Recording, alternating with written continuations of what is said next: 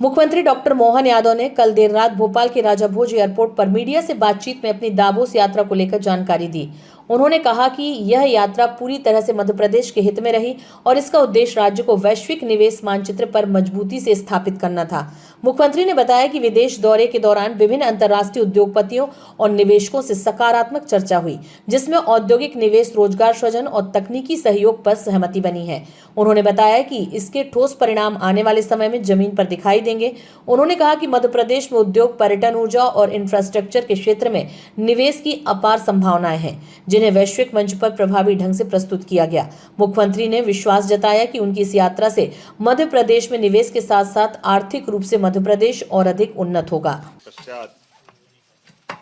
खास करके यशस्वी प्रधानमंत्री श्रीमान नरेंद्र मोदी जी के नेतृत्व में पूरा देश जिस प्रकार से आर्थिक रूप से शक्ति संपन्न हो रहा है, विश्व के आकर्षण का केंद्र बन रहा है। यही कारण है कि दुनिया भर के देशों के दलों की तुलना में भारत का दल सबसे बड़ा था। और खास बात ये भी है कि सारे दल के अंदर 3 तो हम बीजेपी के चीफ मिनिस्टर, मैं महाराष्ट्र के चीफ मिनिस्टर श्रीमान देवेंद्र फडणवीस जी, हमारे असम के मुख्यमंत्री श्रीमान हेमंत बिस्वा शर्मा जी और कई उप मुख्यमंत्री, मंत्रीगण,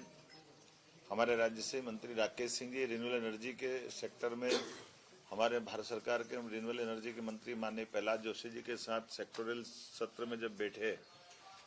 तो हमारे राज्य के अंदर जो बिजली की दर डिस्कॉम जो खरीद रहा है वो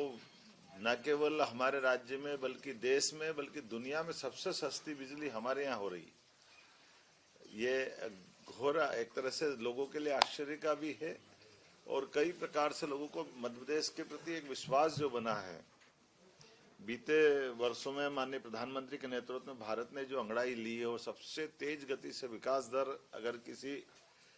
देश की है तो वो भारत की, और भारत के अंदर सभी राज्यों में स्वस्थ प्रतिस्पर्धा के बलबूते पर अपने अपने राज्य के अंदर माननीय मोदी जी के नेतृत्व में हम सब राज्यों के मुख्यमंत्रीगण, सरकारें आपस में मिलजुल करके स्वस्थ प्रतिस्पर्धा में देश को सशक्त बनाने के लिए हर कोई कदम से कदम मिलाने के लिए तत्पर है। ऐसे में कई सेक्टर में हमने जब बात की तो मैं बताना चाहूंगा कि आज पूरे देश के अंदर सबसे तेज गति से 3 राज्यों की जो जीडीपी बढ़ रही है उसमें से मध्य प्रदेश एक आया है। माइनिंग सेक्टर में हमने नंबर 1 की पोजीशन हासिल की है। सबसे कम बेरोजगारी वाले प्रदेश में से जो बड़ा प्रदेश है वो मध्य प्रदेश है, जिसकी लगभग 1-1.25% के आसपास बेरोजगारी की दर है। हमसे आगे केवल त्रिपुरा और तेलंगाना ही है। त्रिपुरा की आबादी बहुत थोड़ी सी है, तेलंगाना की आबादी भी नया एक राज्य बना है, लेकिन जिस ढंग से ग्रोथ मध्य प्रदेश ने की है, इसी प्रकार से हमारे राज्य का कुल बजट का लगभग 40% कैपिटल में जो खर्चा हो रहा है, ये भी पूरे देश के लिए बहुत आदर्श स्थिति है। आज के